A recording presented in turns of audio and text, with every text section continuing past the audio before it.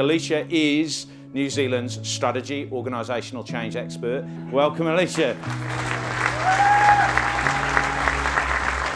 First things first means that not everything matters equally, and if you pretend that it does, you're either a liar or a Gemini, and either way, I'm not interested in hanging out with you. When I was a teenager, I had a baby. Now, I know that that's going to detract from my strategist status in the room, but I would argue with this one, because now I'm in my 30s, and I have a teenager who babysits my other children. Right? Long-term strategy. Alicia is smart and she's sassy and she's super good at strategy. She's really approachable, really normal, really vulnerable, and just a brilliant speaker that I reckon would work with any room. She's young, but she works across so many markets. She has energy, she provides an excitement, and she provides an environment where people feel very comfortable, very safe, and just brings a personality that brings out the best in people. You mentioned before about making it okay to fail. Have you got any failures you'd be willing to share with us, Mr. Mayor?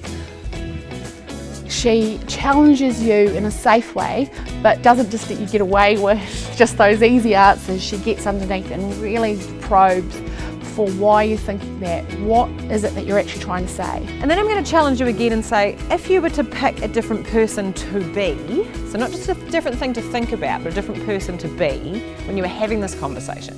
So obviously you could be a counsellor, right? Who else would be a useful lens to apply on this stuff while you're having this conversation? Who else could you be? What really hit home to me about Alicia's presentation, her personal story and how that impacted what she does around getting really super clear about what your priorities are. So when I look at what 18-year-old me had going for her and the way that she made this stuff work, I think there are three really key parts to that. And one of those was, I had absolute clarity about what mattered. I knew what my big picture was, yeah? I knew the end game.